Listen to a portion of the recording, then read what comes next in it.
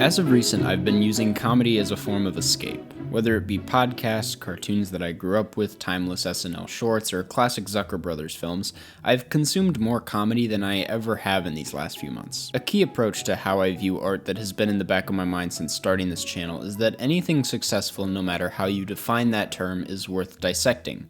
Because if said piece of content is successful, that means it connected with someone for a specific reason, and that reason, in my opinion, is something worth exploring. A subject like Seth Rogen is a terrifying thing for anybody who enjoys dissecting art, because one of the most essential qualities of his work is that it's meant to turn your brain off and throw any desire to find cohesiveness out the door. His work is great, but oftentimes mindless, and it's that mindlessness that overshadows but is essential to the genius that has gone completely unnoticed. Seth Rogen, with the help of his childhood friend and collaborator Evan Goldberg, has taken comedy and made it less about what the joke is, and instead focuses on where the joke is coming from. Comedy is a genre that thrives on momentum and consistency. Most comedies clock in between 90 to 100 minutes because the potency of any joke will weaken the more time spent with it. But Rogen's three most impressive films all last nearly 2 hours. They may not be the most prestigious of films, but they are effective in what they want to achieve.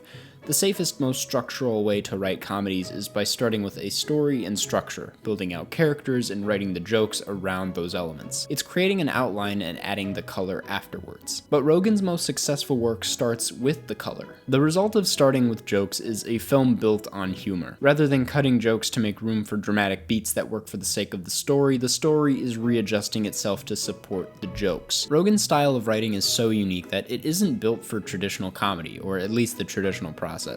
One of the biggest flops of his career, both financially and critically, was The Green Hornet, a film that, for the first time in his already successful career, involved notes and interference from the studio. Setting the tone for the film in your first scene is crucial to how the audience is able to absorb the rest that is to come. How the audience member feels when a joke is thrown at them is pivotal to how that joke will land. Just think of any late night show where an opener comes out to hype up the crowd for one of the many Jimmys to come out and tell the most 6 out of 10 joke possible. You need to make an audience comfortable, and in The Green Hornet they focus more on establishing a world and antagonist rather than setting a mood. It's films like this that make humor feel like it's interfering with the plot, not the plot interfering with humor. And you definitely want that second thing. When plot does interfere with humor, you get something like Superbad, Pineapple Express, or This Is the End. You establish the world of the film as a place where nothing is taken with much importance, so when something important happens, it almost acts as a punchline in itself. I mean, technically, when you set a film up like that, anything can be funny, even if it isn't funny.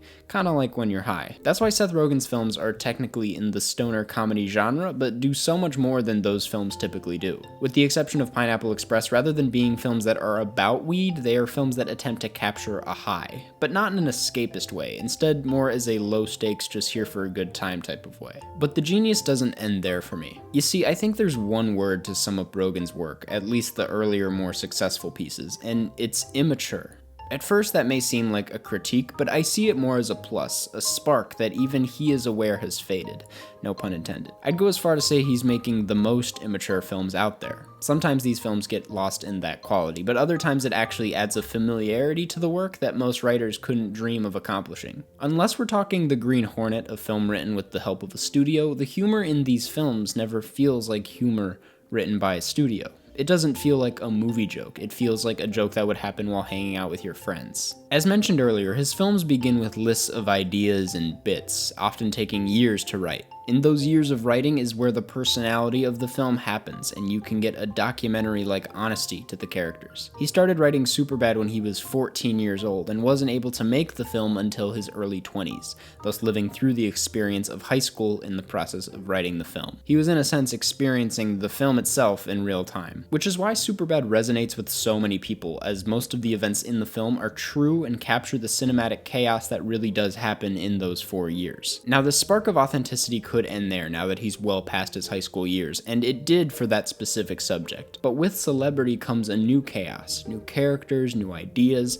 Through that, he wrote This Is the End, a film so self-aware of the ridiculous lifestyle of living in Hollywood that parodies the modern Hollywood film style at the same time. It's an incredibly unique and self-deprecating film that works and is impossible to replicate. He's worked under the wing of Judd Apatow throughout his work, and Apatow is, in my opinion, someone who has mastered the art of disguising humanity as stupidity. There's an art and reason to the stupid decisions we make. Behind hilarious, nonsensical ideas is a story with characters worth exploring. Because as I mentioned at the beginning, anything that resonates with someone, no matter how mindless it is worth understanding. The great thing about watching a Seth Rogen movie full of dick jokes is that it feels real. To come up with an excessive amount of jokes about balls to a point where they aren't funny anymore is a very real approach to how people joke around. When you're able to connect with people through the ways we turn our brains off when we laugh, you're connecting to people in a way that they'll remember, in a way that feels personal. Behind the weed smoking, the Twitter presence, and the iconic laugh, there's a genius to Seth Rogen that feels brand new. And